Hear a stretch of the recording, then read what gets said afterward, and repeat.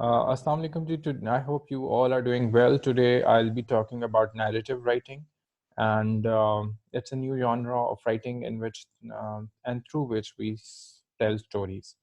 Let me start by the very famous proverb: "Those who tell stories rule the world." Those who tell stories rule the world. So it means that everybody who has ruled the world or is about to rule the world are the greatest storytellers. Um, so why do we need to tell stories? Because this is not just the most powerful medium that we have to share our personal stories, but it's also one of the most important aspect of human connection, through which we can connect to new cultures, we can connect to human beings, we can make connection to even to somewhere with ourselves as well.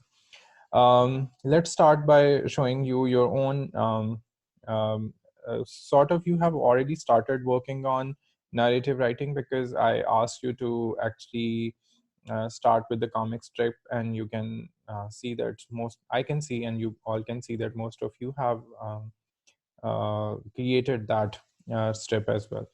So today's today's video, I will be explaining about the task as well. I'll be asking you to think about the different components of story writing, and I'll be also sharing some of the expectations for this assignment as well, and how I'm going to grade you on this.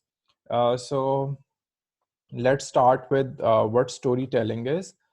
So narrative writing is basically, I'm not saying this is the only way of doing it, but there are different forms of writing a story. So I'll be covering one of the type of narrative writing. So let's start with the very basic concept of what is a narrative. So a narrative is a story or account of events or experiences, whether true or fictitious, and fictitious refers towards something made up. Elements necessary for creative writing, we are going to cover some of the elements, and this is the worksheet that I want to spend some time on it, and I want all of you to spend time on it as well. You can draw this worksheet at your own, um, on MS Word, or you can do it on a plain piece of paper as well. So basically, this is your story will start from the exposition. Exposition is the background of the story. It includes setting, situation, climate, and characters.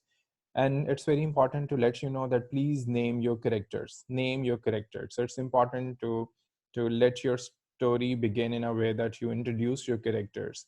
Um, and then it will leads towards, and this is the triangle that you need to keep in mind while writing your stories.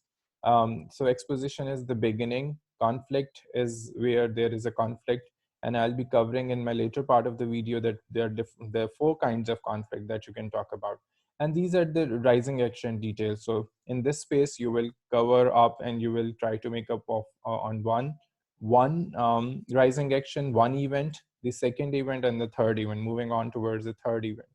And it will leads towards the climax. The climax is the heightened tension mode. It's basically the climax is at the top of this particular triangle that highlights that this should come at the end, because it is the conflict is at the top, and then there are similarly this leads towards the falling action. There are three events that will leads towards the falling action. It can be one event, but it has to be detailed and interconnected, and it will leads towards the resolution.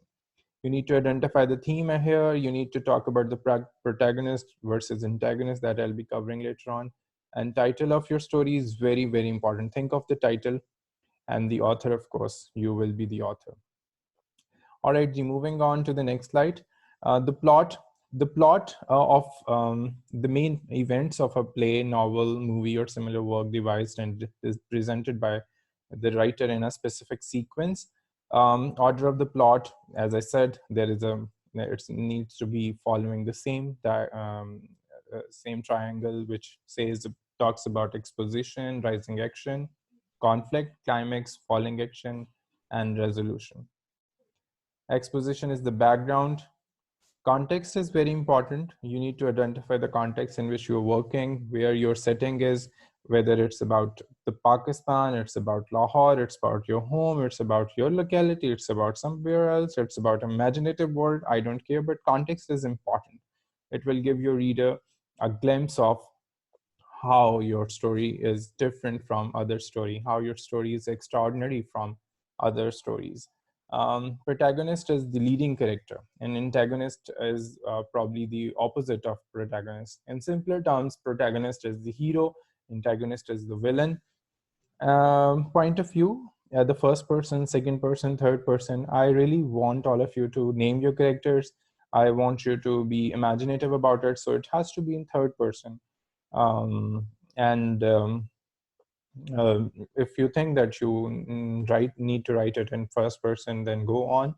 As I said earlier, it's not the only way that I'm introducing you to the narrative writing, but of course it is that I'm going to look into whether you have named your characters or not.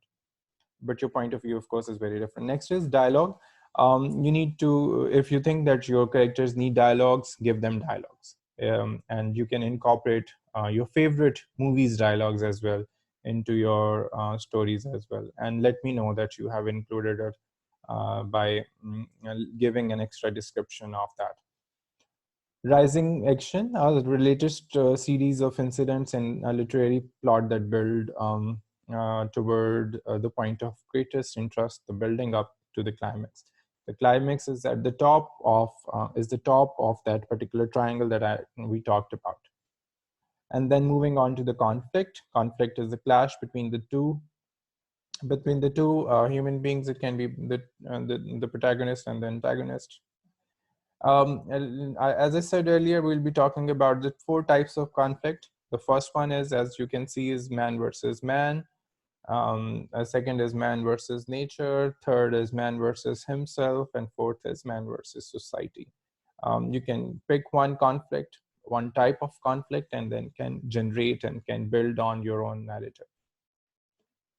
Climax is the most intense, exciting, or important point of the story, play, or essay. Basically, why? Because climax actually leads towards falling action. It leads towards the resolution. It leads towards the ending of the story. This is here, hence the conflict has been resolved. A sequence is important because sequence will will intact your story. It will help you to kind of create and maintain the unity of time, which is very, very important component. Your story, your sequence, your characters, your events have to be sort of connected, interconnected, and there has to resonate the unity of time in it. The 3 rules for writing a narrative writing, I would suggest that please keep these 3 rules in your mind once you are going to draft your narrative writing. As I said earlier, these are not the very specific 3 rules. I just thought that I need to share it. So that's the reason I'm asking you to consider it once you draft your narrative writing. So you need to know your audience. Number 2 is have a story in mind. You need to generate a story, think of a story. It has to be compelling. Number 3 is be descriptive. As I said earlier, and we talked about descriptive writing in the previous lesson as well. So you need to show, not tell. And there is an example of how to tell, how to show. So showing is very important in your narrative writing as well.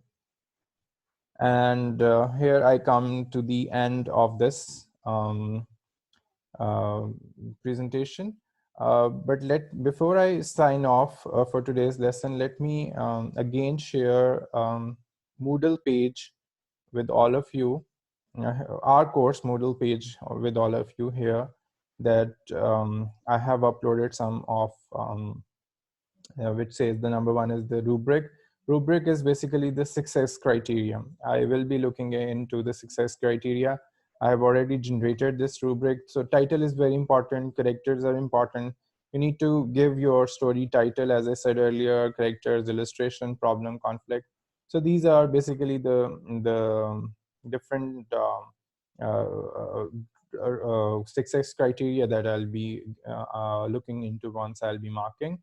And then there is a planning sheet. You need to plan first before you move on. And you can have the same story as you generated in your Pixton.com website, but you can work on a new story. It's up to you to decide. This is a very basic worksheet. You can, as I said earlier, that you can use the same worksheet as well as that I showed you in in my PowerPoint Prezi as well. And then there is a sample of narrative hooks, examples of hook. And let me tell you what narrative hook is. Narrative hook is the beginning of your story, how you're going to begin your story. So you can introduce your story by having any famous novels beginning. For instance, if you think your favorite novel is Harry Potter, you can start with the I don't mind you if you can start with the same beginning as Harry Potter is starting.